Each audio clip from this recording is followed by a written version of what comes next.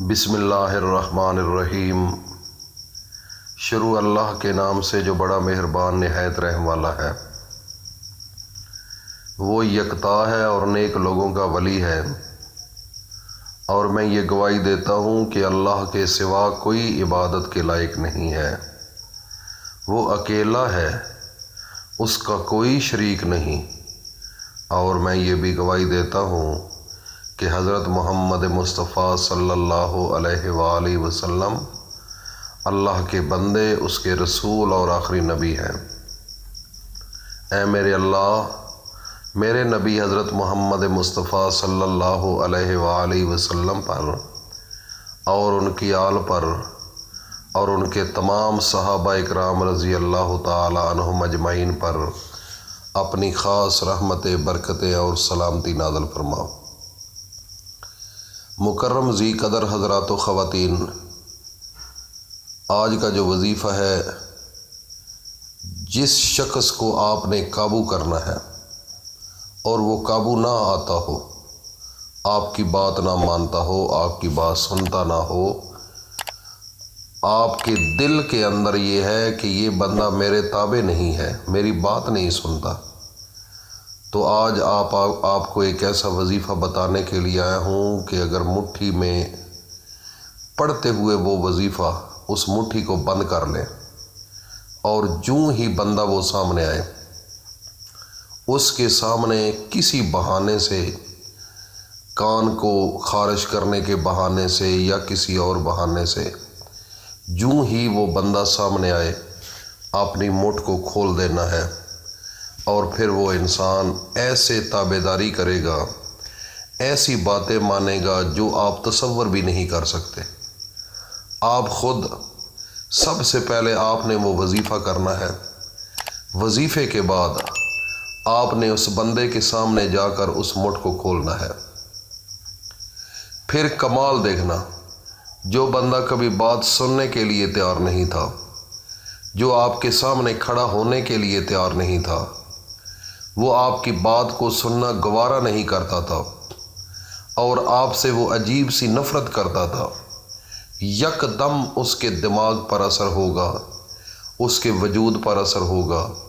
اور آپ خود حیران ہو جائیں گے کہ یہ کیا ہوا ہے۔ یہ ہوا صرف اللہ کے کلام کی وجہ سے ہے۔ تو وہ وظیفہ بتانے سے پہلے میں التماس کروں گا، جو نئے لوگ ہیں،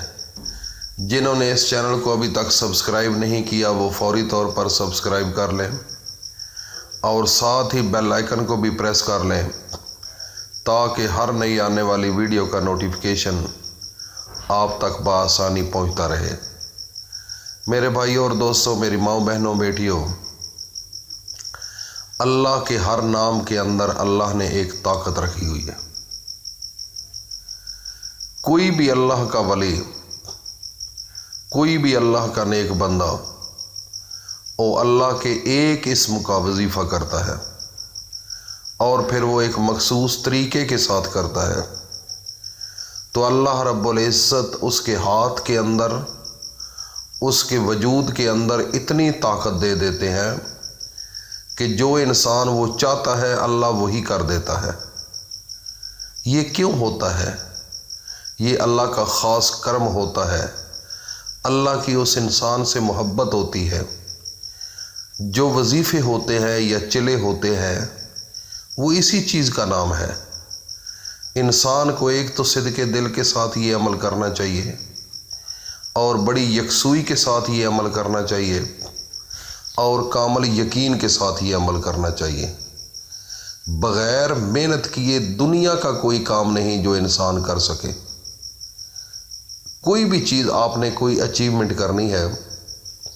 بغیر محنت کے وہ ہو جائے گی؟ کبھی نہیں ہو سکتی،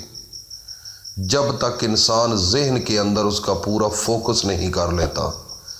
اس کا ہر وقت سوچتا نہیں، اس کی اچیومنٹ نہیں ہو سکتی، آپ کو وہ چیز نہیں مل سکتی۔ اگر آپ نے کوئی بھی کام کرنا ہے، اس کے پیچھے لوگوں کی محنت ہوتی ہے، اس کو آپ سیمپل بنائیں اور اپنے ذہن میں رکھیں۔ یہ تو اتنا بڑا کام ہی کوئی نہیں۔ اگر آپ نے کسی گھر سے رشتہ لینا ہے، آپ نے اگر کسی گھر سے کوئی چیز بنوانی ہے اور وہ آپ کی بات نہیں مان رہا، اگر آپ نے نوکری لینی ہے، لوگوں کے وہ کام کرتا ہے لیکن آپ کے کام کرنا وہ پسند نہیں کرتا،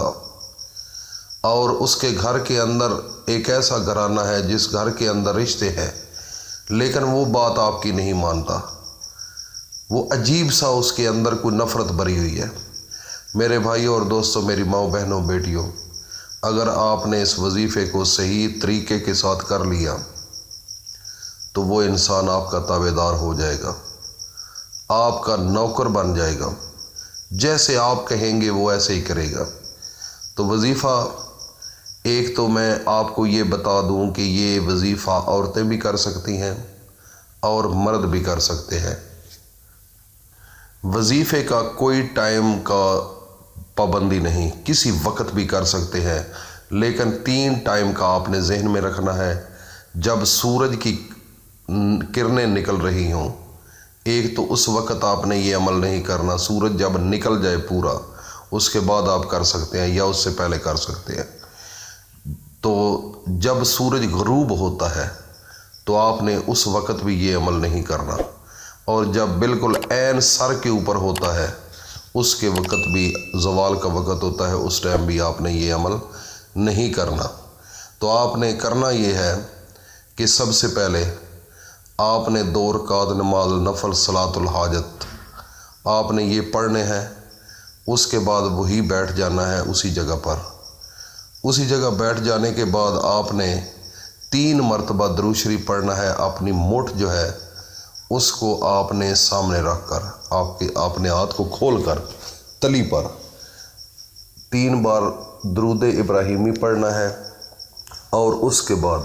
اللہ کا ایک اسم ہے یا رافع، یا رافع، آپ نے 11 بار پڑھ کر آپ نے اپنے ہاتھ پر پھونک دینا ہے، اور اس کے بعد اپنی مٹھ کو بند کر لینا ہے، تلی جو ہے اس کو بند کر لیں، اور اس کے بعد اپنے دل کے اندر یہ تصور رکھیں